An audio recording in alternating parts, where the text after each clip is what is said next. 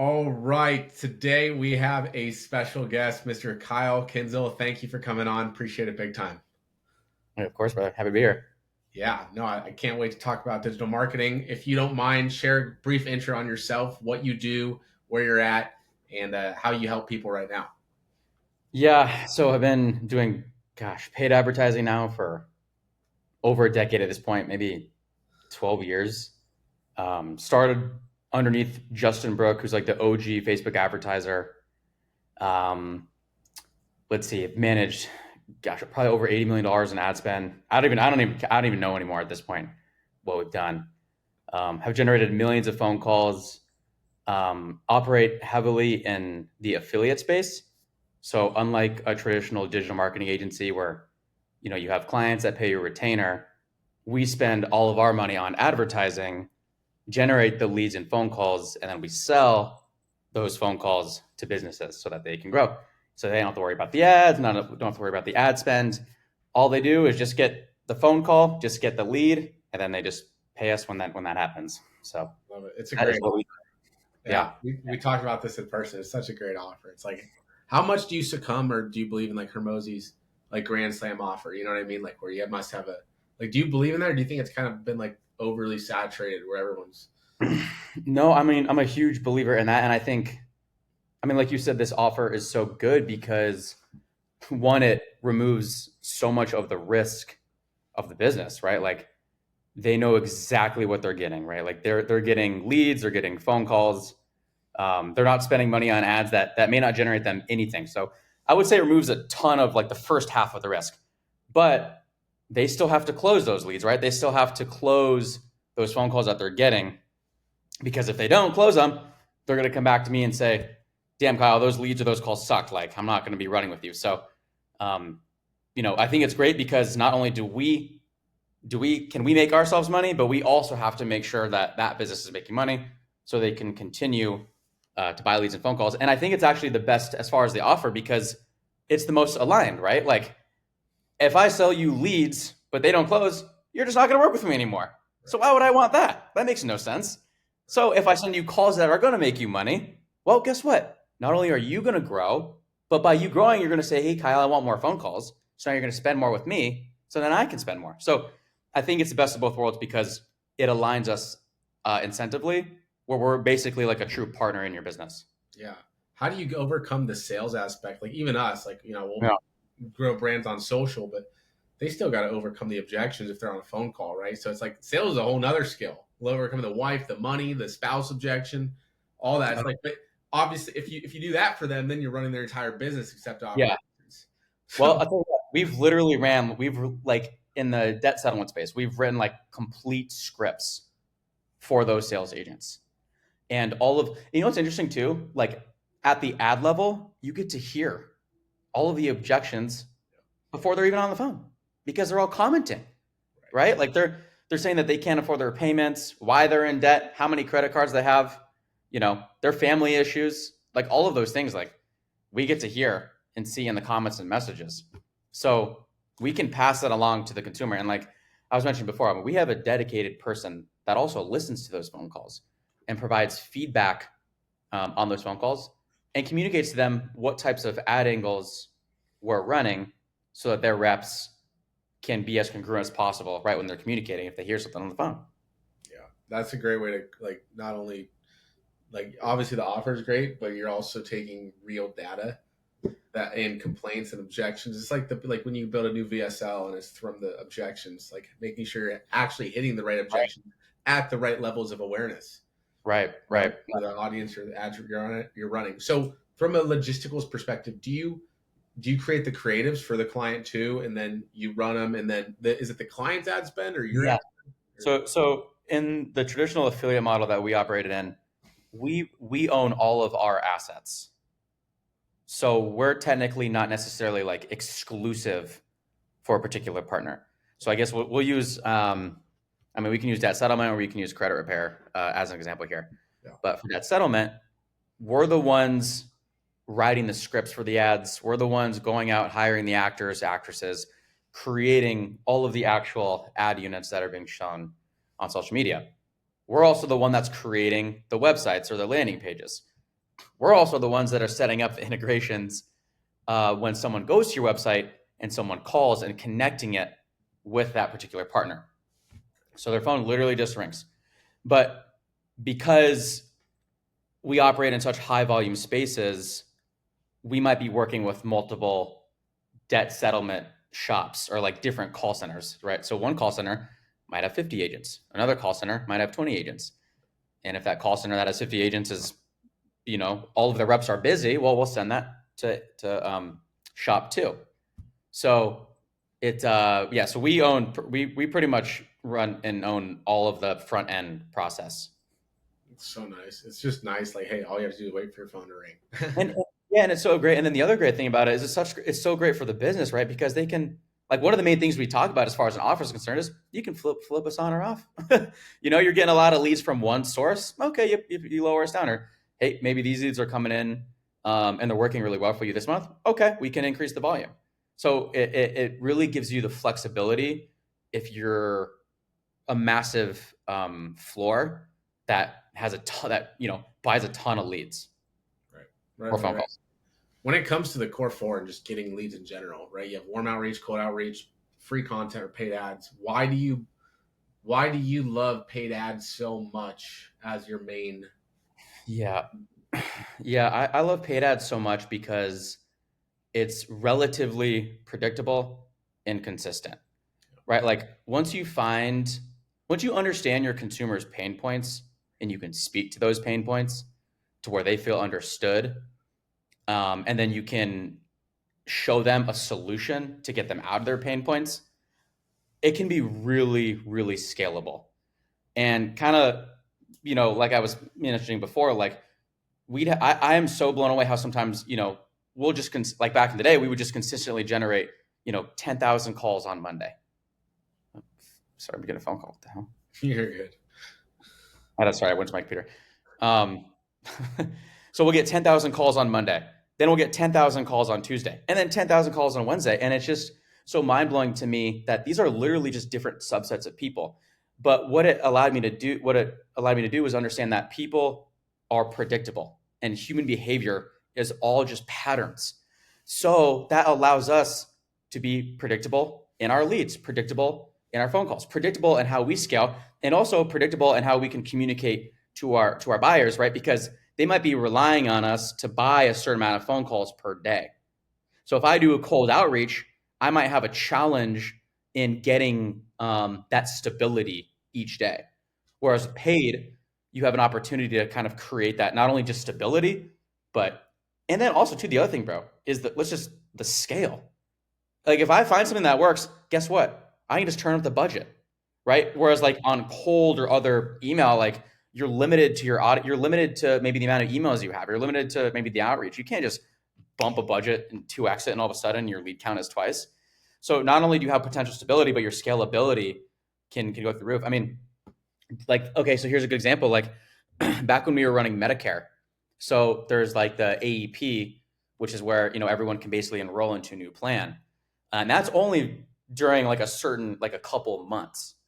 So Right. before, when we're generating phone calls in the Medicare space, it's a low amount, all things considered, of phone calls. But the second it hits open enrollment, where like now everyone wants to check out their new plan or sign up for Medicare, whatever it may be, dude, we can just freaking 10x our budgets just like that, and so we can 10x our volume. So that's why paid to me is just my favorite. Yeah, it is just so nice. You put a dollar in, if you know you can get three, four, five out in return consistently. Of course, there's bad months, whatever, but Yeah, it also, yeah, it's a predictable aspect. Also, like we do content too, but it's not, you can't hope pray to the algorithm you're gonna go viral the same amount every month. right.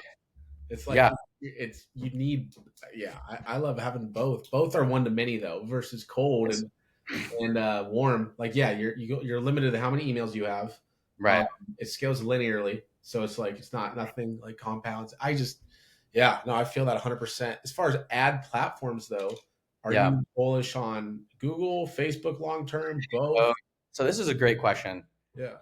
The way that I view platforms are in like three components.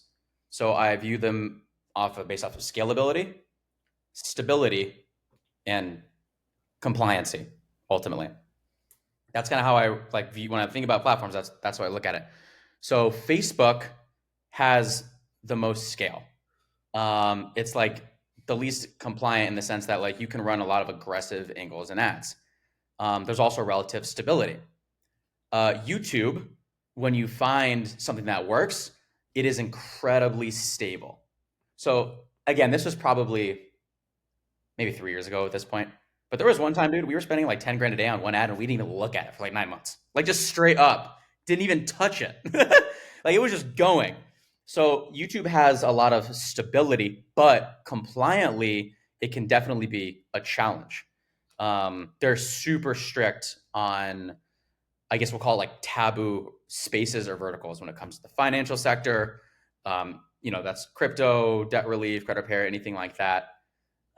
Casino, health and wellness. They're just very strict on that. Scalability is incredibly high. Now you have TikTok, on the other hand, where TikTok does have a lot of scale, but the stability and consistency is not near what Facebook and YouTube are. Those, if you run a lot of TikTok, you have to refresh your creatives consistently, a lot more so than TikTok. A lot more so than Facebook and YouTube. There's a lot more burnout on TikTok for whatever reason. And also compliantly can be a freaking pain in the butt. So you need to make sure that you're working with like great reps. And some of these reps can actually go in and re-enable ad accounts if they've been disabled, reactivate ads if they've been restricted. So that's super important. And I guess the last one I'll round off from a social perspective is Snapchat. So Snapchat, a lot of people actually don't think it's like, no one really thinks about Snapchat, but it actually is a phenomenal platform. Scalability, it's not necessarily the best out of all of them. From a stability perspective, it's not the best, but compliancy wise, you can run a lot of aggressive stuff on Snapchat. And from depending on who you're serving, right? Depending on a lead or a call perspective, it traditionally is higher quality. Yeah. Because, right, like people are used to seeing ads left and frickin' right on Facebook. Like they're just now you're just literally used to it, right? Just like a TV, it's second nature. Whereas for Snapchat, it takes more resistance for someone to be on Snapchat, leave Snapchat, go to your website and make a phone call. So typically they're higher quality. So we kind of like, for us, like that's why we kind of will use all four of these platforms, kind of within each other, but they all provide different wins and I guess like struggles, if you will. Yeah. Yeah. If you're a local service business though, do you think Snapchat's only B2C or TikTok's only B2C, or do you think they're kind of sleeper platforms that are worth it even for homeowners if you're targeting homeowners or something like that? Well, I think homeowners are on every platform, to be fair. Okay. Yeah. I mean, if you were to ask someone down the street if they're a homeowner and you're on Snapchat, I mean, what a Yeah. shock. I always think that even like B2B, people are like, oh, B2B doesn't work. And then you ask the person that works in that company, well, do you have a Facebook? I'm like, yeah. I was like, okay, well, there you go. It's not about B2B. It's about who's the decision maker. Do they have a Facebook, Instagram, or whatever? Odds are typically not all the time, but most 80% probably do. Yeah. How about But yeah, LinkedIn? we haven't. Gosh, I feel like LinkedIn is phenomenal. To be fair, we haven't ran a ton of LinkedIn ads in a very, very long time. But I'd imagine LinkedIn is great too because you can hit specific people based off of exactly what their job is, what their title is. So you have that granularity. Totally. Okay, so from a social platform perspective, if you were to rank them, how would you rank them? I still think Facebook, Instagram is just still king. At least from our spend perspective, we still spend so much on that. Yep. If YouTube, if you can get YouTube, if you're able to run, on YouTube, ultimately pass all their compliance and all that, YouTube is phenomenal. Typically, what we see is that if you're successful on Facebook, one of the biggest, easiest ways to scale is literally just move those content pieces over to YouTube. But make them different aspect ratios or the Yeah, same? sure. Yeah, but like literally take the exact same ad and then make them different aspect ratios. But I will say too, like depending on, now with Facebook, ideally, right, you'd upload, for a video, you'd upload a 4x5 and then a 9x16. That way you can show on both a feed and then the stories and then the reels. I mean, YouTube Shorts is 9 by 16 too, so you really only need to repurpose the 4 by 5 if you I wanted to wasn't do a even thinking YouTube Shorts. I was thinking long form, but yeah, I guess Oh yeah, no, you do both. You want to do both. You want to do YouTube. interesting. Yeah, Yeah, you also want to do 16 by 9 too. that interesting. What it in TikTok? Do you think it's set up the same way from a like as you would? Because I know there's ad sets, everything on Yeah. Facebook, same amount of ad sets, or you think it's a different tweak logistically? As far as like the setup of the campaigns, Yeah, yeah, yeah, man, we I would say the way that we operate is like if you someone were to like come in on to our ad account, yeah. it looks so different than what I would say a traditional ad account looks like because okay, so like I guess we'll use like our debt settlement example. So when we send them a phone call, they have to, and that person is on the phone and they actually close and turn into a sale. Yep. Each one of those sales is valued differently, right? So like imagine a person that buys, a product, but every time that they buy that product, it's valued at a different amount. Because in our industry, if someone has $50,000 in credit card debt, they're worth more than someone that has $10,000 in credit card debt. So we had to build like our own literally internal system that says when someone turns into a sale, they're also associated with this value. And Right. so our internal system basically takes sale value and then matches it with basically like Facebook campaign A. And then Facebook campaign B had this many sales, which equated to this much revenue. So we set ours up really to look more at the easeability of data where it's like very clean cut. So the way that we set things up is a little bit differently. We set ours up basically based off the different angles that we run. So campaign A has one angle, campaign B has angle two, and then within those campaigns, you could have a couple different audiences, or sorry, a couple different ad sets if you wanted an open, right, and then a lookalike, and then interest, and then maybe within those you could have subsetted angles where they're just kind of variants of your main angle. We'll say. Well, I'd say now. No, yeah, it makes total sense. Do you think from a spend perspective, because obviously Google is intent based, right? They're searching Yeah, for it versus yeah, cold traffic on YouTube interruption based. There's infinitely more. There's only so many people searching for one thing at one time. But if you right, can crack cold traffic with an offer, you know, like yeah, this scalability. So do you yeah. think that it's better to try to crack?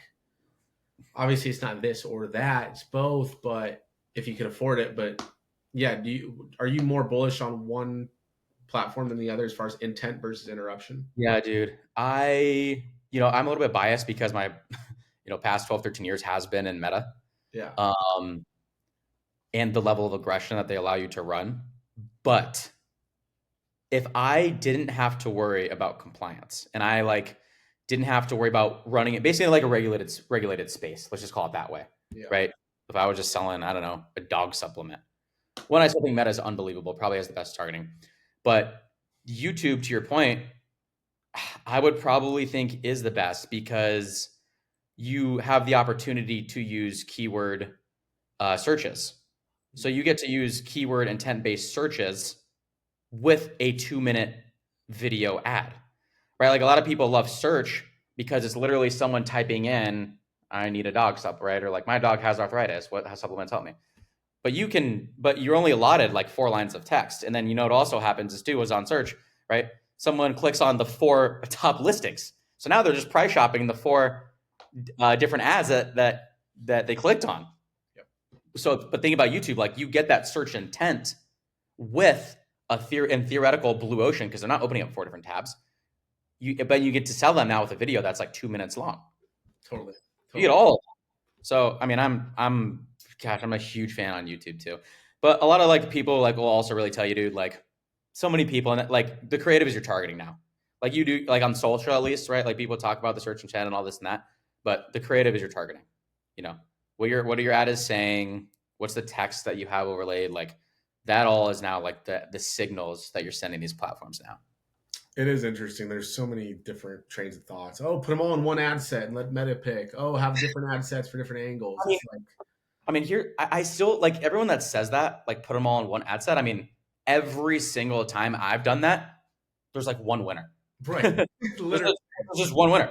Or sorry, like it just all the spend goes to one ad. Yeah. Like maybe rightfully so, but like I still don't think they're quite there yet. So I still like to control my tests a little bit.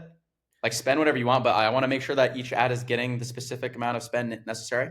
Yeah, for a certain amount of. What if you only have $30 though to spend a day, and you're like, it says $30 retargeting campaign. You can do 15 and 15, run it for 4 days, and then like for different sets, and then double down on the winning set, or just throw them in the same, ad. I don't know, be Well, tactical.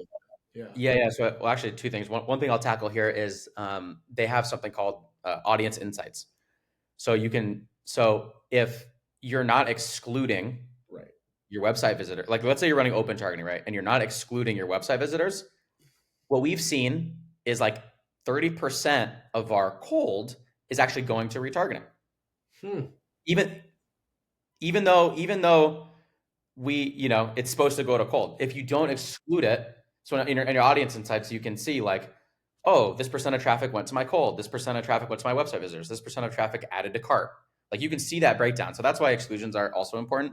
But to I guess to come back to the actual budgeting question, I personally, if I had $30, I would still want to just control my spend just because I don't 100% trust like okay, for me, the easeability of seeing what is going to be successful or not, and as far as like separating that campaign, those two campaigns, outweighs the very, very minimal increase in performance you might get if you just put them in the same ad set. Like like performance isn't going to be that drastically more amazing because you put them in one ad set. Like I'm just going to call it what it is. Right. But Right. for me, I would rather have more easeability of reading my data and more control of my spend personally. Totally. No, I agree. It's to me, like we're spending $300 a day right now. 25 of it is on retargeting, but Sure. it's like about boosted posts, one like two boosted posts locally, and I've run that same ad creative in Ads Manager, and it's like we'll even tell our clients like we've seen just better results for follow ads. To be fair, not any other ad, but follow ads to boost it instead of Ads Manager because Ads Manager same spend we get like same cost per link click, number of followers probably 90% less, almost like a glitch, like a bug every time. It's so weird. You get way more when you're boosting your posts. You, so it's flipped for you. Or sorry, so you are seeing way more success when you're just boosting it within like the Instagram Correct, native because we platform. boost our the retargeting ad is DM ad that's set up through Ads Manager, but the two top of funnel quote ads are just boosted follower ads. Yeah, like Yeah. it's crazy. Well, I guess I mean for some reason I've always had a weird kind of itch too that if you boost them within the actual platform, there is some slight better performance. I don't know why either. The other question though is like, are you getting link clicks and followers, but are they actually converting into customers? That part we don't 100% know. Right. So it kind of just depends on your objective and your funnel. Yeah. Uh, and then obviously when you're doing the Instagram, you have to make sure you do it on a browser and not in the actual app, or they'll charge 30. you 30% extra. We'll go straight to the app, which is crazy, but It's anyway, that's nuts. insane, dude. We've had Yeah, people that's like, no, insane. it's brutal. Yeah, 30% right to Apple. Yeah, Most people don't even know. literally. So on your side to get tactical. When is it for generating phone calls? Is it a lead form and then hey on the thank you page call now or book a call to a Yeah, website? How do you see yeah. So there's like, I guess we'll call it, traditionally in our space, there's like three different customer journeys. We'll call it that way, Yeah, right? So the traditional is you see an ad, you go to our landing page, right? It's like a one page lander.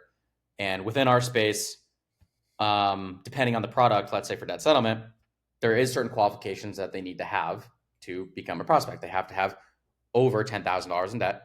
So we'll have a quiz that's like, do you have over $10,000 in debt? Are you current on your payments? Right? We just say that little quiz. Then they'll be like, oh, congrats, like you've passed our pre-approval process, whatever it may be. And then here's the phone number. And then so they'll call. So call up the landing page. okay. Um, But that's all on a landing page website, not a lead form. correct. So that's customer journey one, Yeah, where it's purely inbound phone call. Customer journey two is where they do go to our landing page, and then right the last two, or we'll ask them the same questions. Then we'll have a form that says like your name and phone number. Where do we send your results? if you can qualify or not. When they hit see results, they now have the phone number that they can call. But in addition to them having the opportunity to call, because they've given us our info, that's where we also do the outbound. So that's where we'll also call them. So we call them twice, then we text, and then we call them twice again, text, and then we go on to the next day. But now you have the inbound and the outbound opportunity to turn them into an actual caller. Right. The third customer journey is the traditional lead ad. Well, they'll see an ad right on Facebook. Within the actual ad, they'll click learn more, and then we'll pop up with the form information. They give you that information, and then we typically connect that again to an outbound system that turns that lead into a phone call. Because we don't trust anybody. We haven't really worked with any home services, but I don't trust a plumber. I don't trust anyone they're on the job, to answer or to book or anything like that. So what we found is just owning that process and turning into a phone call. Yeah. But a lot of times, even that customer journey one, I feel like if they submit the form, a lot of people might not want to call right away. Right. They just, they'll just submit the form and then they wait for you to call. Or have you seen better? I'll let you get that first. Yeah. Oh, okay. Yeah. So a lot of people, okay. So great question. First off, so the first journey, right, is they're coming to a page and they have the opportunity to call. Yeah. You're 100% right. Like a lot of people may want to schedule. That is definitely something we should be testing. But two things. One is I'm kind of scared that if I add a scheduler, how many people are not going to call and then schedule because it's easier to just move. Right. Like you've probably seen sometimes where, you've gone on to maybe sign up for a sales call and they're like, oh, their only availability is literally tomorrow. Like, dude, no, you have more availability just tomorrow, right? Like that day or tomorrow, like, dude, 100%. So sometimes I'm afraid that they'll actually just choose the scheduling. The other component, though, is on our ads, we prime them so much about making the phone call.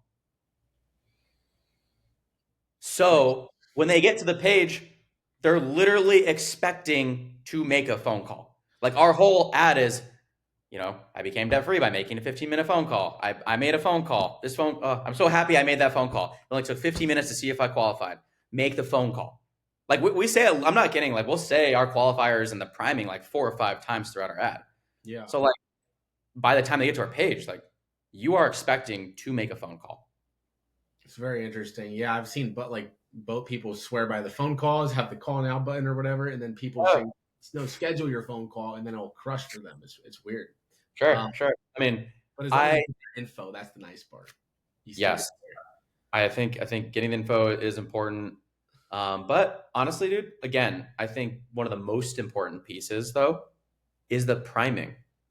Priming on the ad. Most people don't do that, and most people also don't prime them to spend a time portion on the phone.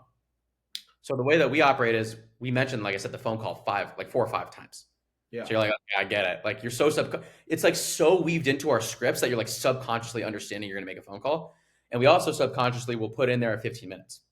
So now what you're doing is when you're making on the phone call, you're saying, okay, I'm going to spend time on this call. I'm going to have my guard down. I'm going to be relaxed. I'm here to spend time with the sales agent. I think we talked about this, but what's your typical creative length? I mean, how many CTAs, like a middle CTA, an end CTA? Like not everyone's going to wait for just the last minute for the CTA or last second. So for sure. Yeah. So the way that I think about things is that the more valuable that customer is worth, right? Like the more that they're quoted worth, just as equal is their investment in education. So if they're worth more to you, odds are typically they're going to have to be educated more. So to get educated more means that I have to have my ads to be longer. In our space, people can be worth $500 to $3,000. In our other verticals that we operate in, they can be worth $6,000. These people. So like a 15-second ad may not do what it needs to do versus me having a 2 to 3 minute ad where I can really hit home their pain points. I can really paint the solution. I can really give them the social proof that I need. I can really answer their reservations on the ad. I can then direct them to what they need to do. I can truly educate them. And also on Meta, here's the thing. A lot of times when you click play on your ad, your landing page pulls up anyways, a lot of the times. Right. So like if they want to go over or click learn more within the 2 minutes, great. Click learn more. Yeah. But I think there's, as they're worth more, typically they're going to need to be educated more. I've seen this guy on Instagram talk recently, and he's like, "Yeah." And my his new way of doing ads that he's seen crush for his clients is like a skill type ad, or it's like you're educating the consumer in the ad, so it doesn't even it feels like a valuable piece of content you'd post, but with a Sure. call to action at the end, like maybe a little mini call out at the beginning. Without And a doubt. it I we need to start testing that ourselves, but I feel like that builds a lot more trust, um, Yes. especially in what we do, but Dude, still for local businesses too, probably. 100%, dude. You are building the authority and you're building the trust, right? Like kind of, and when I was on that panel, I was talking about how like we're in the antitrust, you know, Yeah. era where everything is AI. You're not sure what to believe. Is this real? Is this not real? You have no clue. So the more trust, that's all it is, right? The way we view our marketing is, can I have the biggest and best offer, like Right. even what Rosa talks about, and then can I back that ish up with as much trust as possible? Like just think about those two things. A And dude, hundred. this guy, I mean, Will Perry, he's a beast in the digital marketing affiliate agency, has his own brand space. He built his whole agency off of ads where he was basically like going through ad accounts and showing like what was wrong and what was right. These ads were long, they were almost like VSL ads, like 5 minute plus ads where he's like going through. So when you're watching this, to your point, like the skill, you're literally learning and you're building so much trust with him because you're like, okay, this guy knows what the heck he's talking about. He breaks down all of his testing structures, how he tests ads to then move them over to conversion, all these types of things. Then followed by a CTA at the end. It's money. It like that whole 7-11-4 rule. Google trust, build trust. You have to contain to turn a buyer into a or a stranger into a buyer. It takes 7 hours across 11 touch points, 4 different platforms. On average, give or Yeah, take, right? Different for a plumber or whatever. But right. um, why I'm gonna play devil's advocate. Why not double down on just getting really good at content, which is free, right? I Yeah, mean, you see all these guys, even me, I'm paying like $60,000 in the past year for 11,000 followers. I have a sure. golf account with 15K that I got for free. Yeah, And like in people who come from organic YouTube videos who book in themselves, link in description, are typically maybe a little higher quality than maybe one that comes from ads because they don't. So like, why yes, not? I know you can't control it. I know it's not as predictable. yeah, I know they supplement it. It's good for client sure. retention, as you talked about at the event.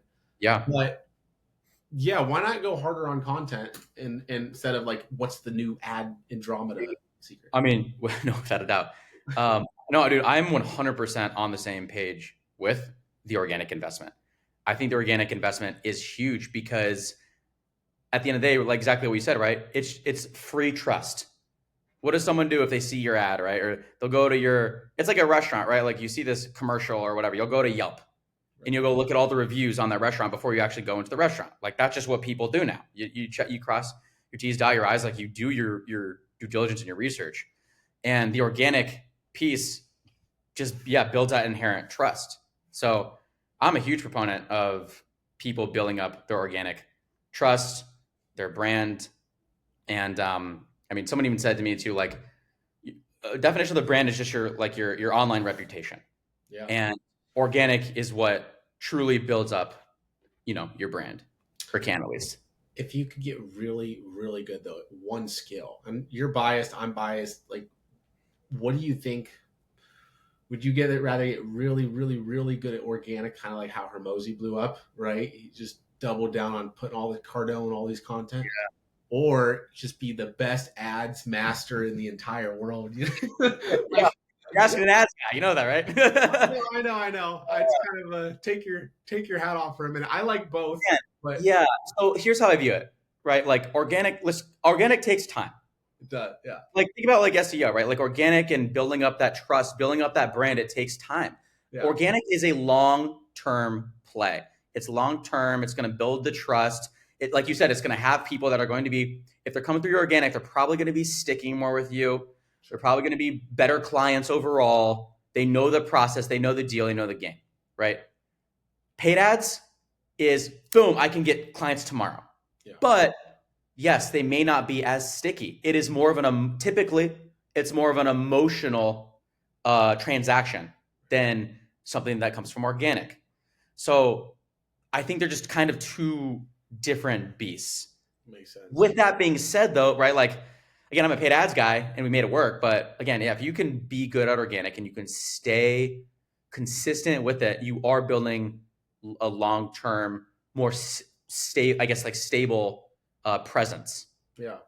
Okay, so let's have fun here. If you're a contractor doing $1 million a year, And I you, guess I'll say one thing here too. yeah, I think the best thing is both, yeah, obviously. But like, here's an example. Like, we work with this one law firm. Like, everyone knows who they are around town, and they have an amazing brand. But they were not good at creating direct response ads. All their stuff was funny. People loved them, right? And so what we did was we came in, we took their brand that everyone trusted, and then we layered on direct response elements to the back end and put those on ads. And then now, not only did people trust that ad when they saw the brand, but now we could connect with them on a more humanistic, personalized way that actually connected with their pain points, answered all their reservations, and provided them, then directed them to actually take an action. And that's where we're able to scale from, gosh, like they were spending 0 on YouTube to 30K a day in like 3 months. So you can, if you have those two, you can really make some damage happen. it's so sick. Yeah, it's like if you and like as a hypothetical, if you had your contractor doing $1 million a year, you have a $10,000 a month marketing budget. What percent would you allocate into ads versus maybe a videographer just pumping out content? Create we'll start there, and then I'll ask you another one. But we'll start there. I have to ask another question as far as like, what is if you're doing 3 pieces of content a week, what Yeah, does that type of cost look like? a local videographer probably I don't know, 2-3 grand a month. So I think local too is more important, right? Especially being like even having an organic presence. Sure. Because you can tag your post to be around Scottsdale, and then it'll kind of then the algorithms will kind of put your posts organically, you know, around the area. Yep. I mean, you can be in the discovery feed. So I personally, if it costs 2 to 3 grand a month, if I had 10 grand a month and if it cost me 2 to 3 grand on that month to put those 3 posts up every week, I would absolutely do that. And then I would spend the rest on ads. And I would probably put a couple bucks. We talked about this too. Dennis, you has a strategy called, $1 a day. You can do it a little bit more, $3 to $5 a day. But basically he goes back through all the top organic posts and he just puts $1 to $5 behind it. Yeah. And the idea is that once someone clicks on that video ad or that post, they'll go back to your profile and then they watch other videos. And it just creates this cascading snowball effect of creating more video views for every single post that you've had. Creates more brand awareness. And then now the algorithms are pushing your profile because it's more trustworthy now too. So I love that strategy specifically for local. If we were long term, and then I think the rest on paid media. Okay, so 7K on ads. Would it be on? And once we're both biased on Meta, but would it be all 7 on Facebook, or would you do some on? It's a good question. So, okay, so here's how I view things: is that I think, okay, so search isn't my 100% forte, but if search is something that like makes sense in that world, I would dedicate some to search if it does. If not, for me, I would just start with one platform. I would probably start with Facebook. Yeah. And then I would get my angles down because angles are more scalable across platforms, right? Like if you have a crappy angle across Facebook or YouTube, Yeah. right? Like now you're not going to be successful on either platform. So I would suggest just starting probably on Meta or Instagram, same thing, right? And then testing different angles. Once I find how to connect with my consumer, now I'll start scaling out to other platforms. But you want to just start with one, get some angles that are starting to work so you have a baseline. You don't want to spread yourself too thin with things that don't work. That makes no sense. Yeah. It is very interesting. It's like, okay, but you can start a cold email or you can hit up these guys, and it's like there's so many different things you can do. But Right. like to me, ads and content are just they're leveraged. They're one to many, and the Yes. content side of like in because I do the traffic thing, so it's like it kind of builds both. Right. My life's changed, like meeting people like you who've Sure. accomplished insane things, right? Done insane things, ran insane hit, spent what you said 9 grand a day, 10 grand a day. That's just like one account on like whatever ads back in the Yeah. day, like even Yeah. more now. But Yeah. you probably wouldn't even agree to do interviews with me or meet me in coffee and stuff if I was just some Joe Schmo with like no brand, or maybe you would because you're a nice guy, but you get the point. Oh, So without a doubt. it's like it is crazy how it's crazy. It's Yeah. crazy how important it is, and not just for personal brand, but like business brand too. If you don't want to be the guy who's you know the personal brand plumber or whatever. And just to sum it back up, like what you just said was building trust. Like I just trusted you, right? Like if you were Joe Schmo, I couldn't trust you. That ultimately at the end of the day, right? Like at the end of the day, it's just how do I build trust with my consumer? How do I build trust? There's so much competition, so much of this, right? So much of that. I just need to be able to trust A over B. That's what I'm building, right? Then I can work on an offer. Yeah. Like there's like everyone overcomplicates everything. What am I offering to the consumer that's good, and can they trust me? Do you That's it. think long form is because long form will build more trust if you watch a 10-minute YouTube video versus a 60-second reel? But over I time, I think it's people sleep, even local businesses. Do you think they'll sleep on long form YouTube, or do you think they just get really good at short form and ads? I think I guess if you want to call it like total time, I think it's all about like education. Yeah, Like if I can trust you over, gosh, 100, 15, 100 different videos that are 60 seconds, great. If you have 6 videos, that's 10 minutes, and I trust you over that, great. You know what I mean? I think it's more about just the kind of that's what I think about. I don't think it's necessarily about like the format or time. I would say, makes sense. No, yeah, I love yeah, that. All yeah, right, so zooming out, you, Kyle, what is your why behind all of this, behind what you do every day, the affiliate marketing, growing these businesses, helping these businesses scale? sure. We're all gonna die. What Two what is your why? Why do you do this? things. I think two things. One, I just like love helping businesses scale. Like I almost get so I think I don't know. It's like okay, so I played sports my entire life, and it's like a game to be able to connect with a consumer and like to see them like you just create this ad out of thin air, and then they click on your ad, then they go to your website, then they make a phone call. Like just to see that process to me is pretty crazy, and I freaking love it. And it's almost addicting because like for us, it's like day trading where we like see okay we had this many we spend this much and this many phone calls and it has all that. So it's very like intraday kind of fun. I think the other piece, honestly, dude, is like sometimes I freaking hate agencies so much. I just get pissed off. Yeah. Like I see all these agencies that are like, "Oh, your CPMS are higher. Look at my click through rate, and I got you low cost per click." And it's just like, bro, no one gives a rat's ass. Like no one cares about any of that, dude. Like, are you making this dude money or not? Like at the end of the day. So like I just hate so much when I see these agencies that like just screw people over left and freaking right. So like that's where also where my passion comes from too. Is and that's partly why where it's like, no, like we're so damn confident in our own ability that we'll spend all the money on the ads. We'll do it. Don't do it. We'd rather do it. Truly. Let us do it. I don't want you touching it.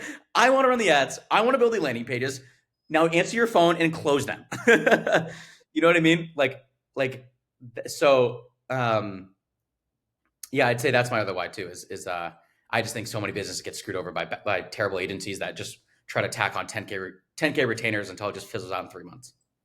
Damn. Yeah. I know some marketers are gonna watch this, not like that one, but I agree with you. Yeah, It's crazy. put That's what together. like we're doing that's why we believe the education, and then it's like the add-on, the done for you is like it's like a I talked to you about this. It was like Yeah, a like we've decided to make an add-on. Like if you want this, sure, you could have right, this an option to cancel anytime, but it's right, not like a forced, deal. right. Just for yeah, it's crazy. It is Yeah, crazy. Well, you're basically allowing people to stay in their zone of genius, right? Like your zone of genius is marketing. Their zone of genius is the actual, let's call it a plumber, is the actual work. Don't make them go and do the ads and all this and that. Like that doesn't, it makes for a way more fruitful relationship when you can stay in your zone and they can stay in theirs. And then you can help bridge the gap as far as the actual sales go. Totally. But that's how you scale on both sides. Oh, I love it. I love it. What's okay, so yeah, that's great. Why? What do you here's a hard one too. How do you want to be remembered? Dang, dude, that's a great question. Um, I guess as well, I guess as far as the marketing space goes, I definitely want to be remembered as a guy who actually helps people build their businesses. So people like I was able to scale my business to get to a certain level was because of Kyle. Like that's pretty cool. Yeah. Like, oh, I'm able to freaking drive a Lamborghini because of what Kyle did for me. You Right. know, like that feels pretty good. So I think if I can if I can serve people in the best way possible, and that's by them growing their businesses to the degree that they want to, that's ideal. Love it. How about from a life perspective, not business? Yeah, yeah. I would say someone who's a leader, someone who serves, um, someone who people love to come to work with, to grow with, someone who makes an impact. I would say not only within business, but just on on a personal level too. I mean, I think I always think about like if I didn't need to work a day in my life, what would I be doing? And I would still be like helping businesses like, grow in marketing. Like I just have such a passion for that. I would just be doing consulting, like just still be doing that. Um, so yeah. It's fun. It's like it's a crazy question. It's like, what if you had $100 million in your bank account, or like you didn't get paid for anything? What you do? Like, what would you do every day? It's like Yeah. you find I'd be that. like, "Okay." Doing the same thing, just be trying to help businesses grow, I guess. Yeah. Oh, amen. What do you think? Like, a quick rewind to the model. Do you prefer more of like the like? Would you rather work more one on one? Maybe get like high consulting retainers for you, or would you rather build more of a business where you can like you help more people, but it's more systematized. You can maybe sell it. Like, what do you find more joy in? I guess. I think if I'm understanding correctly, I would personally much rather go super deep with like 5 to 10 people Okay. versus like have 100 clients. Simply because of I feel when you can go deep, you can get so much more integrated with their actual business, right? Versus if I have like 100 people that I have to like run ads for and do this, like I may not be able to provide the attention and detail that I need, right? So I was like listening to their phone calls, making sure their phone calls are closing. The leads that are not like the leads that came in but they didn't answer, how am I getting them back on the phone, Yeah. right? Like these people that are closing, are they signing up continually? Did they switch? What kept them, right? I don't have the opportunity to go as deep, and so I would personally rather have less and scale those people as much as I can because it is going to truly typically be better for them and for us too. Yeah.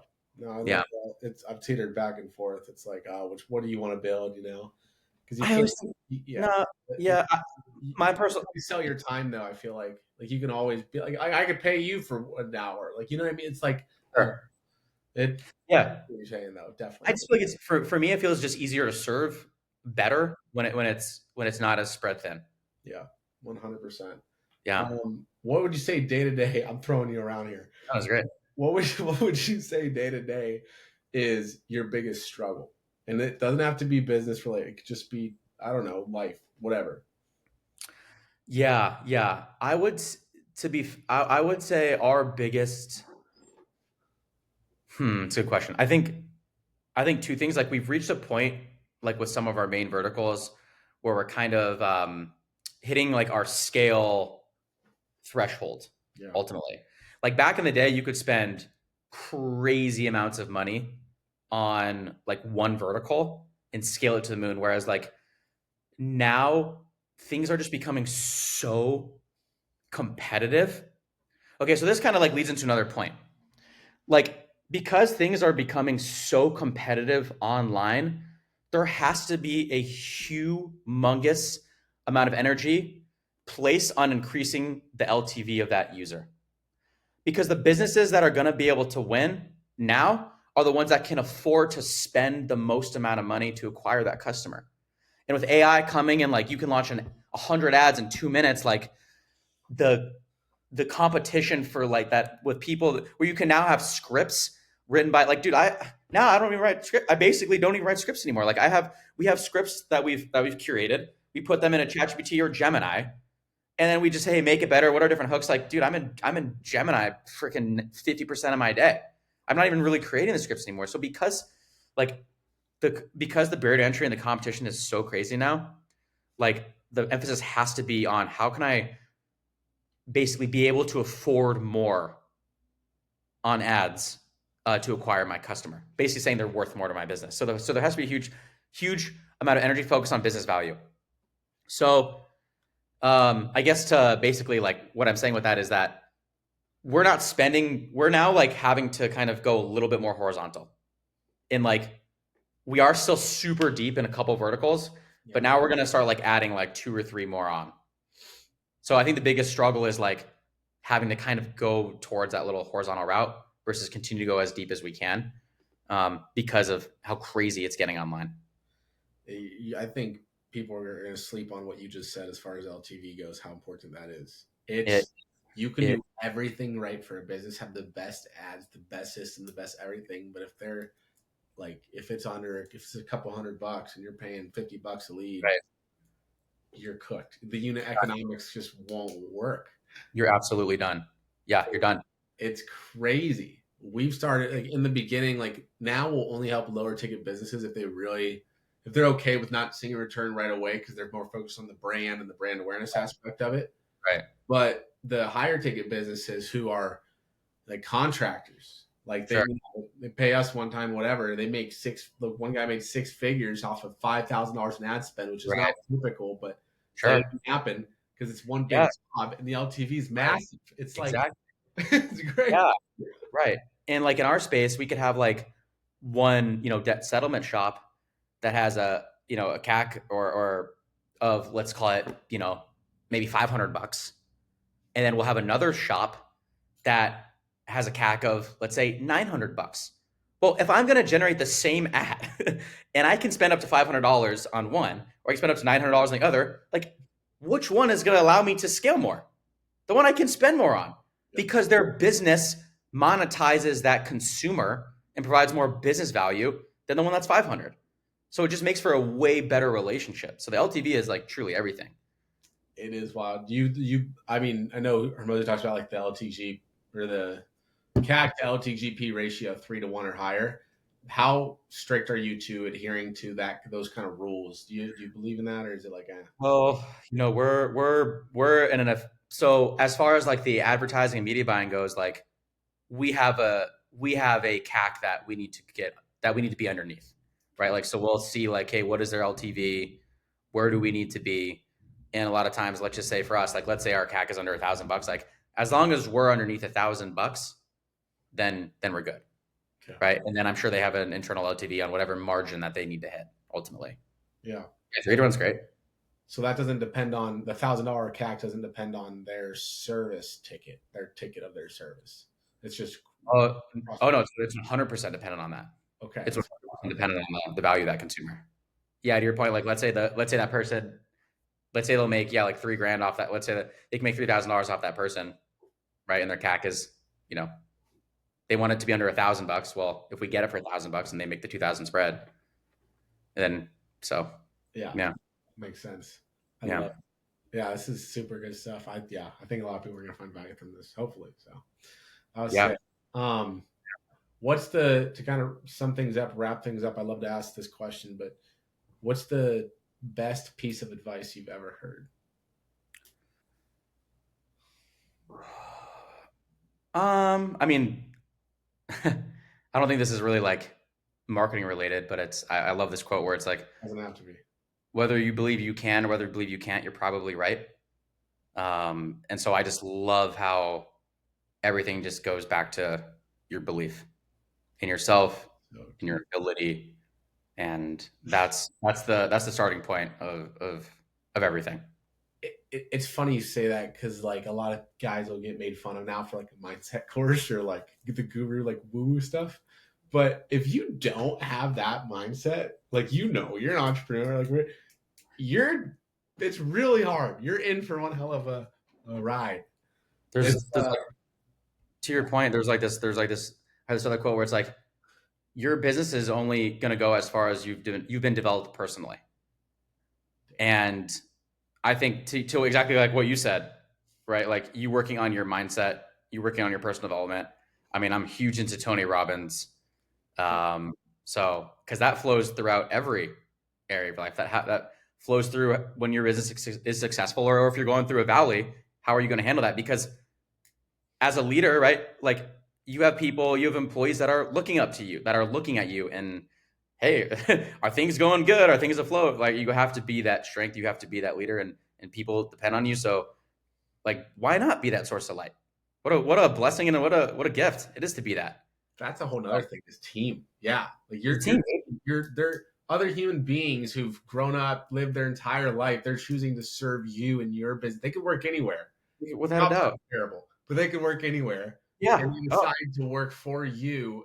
And so it's like, yeah, you're like, it's like, yeah, you're a leader.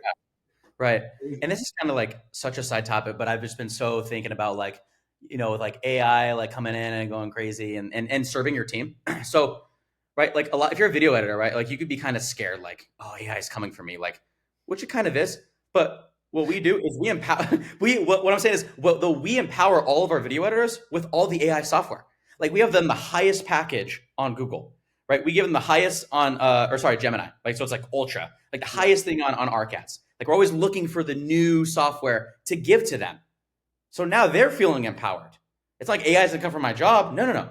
We're giving our video editors the top tier stuff so they have the opportunity to learn. They have the opportunity to grow. They can use it.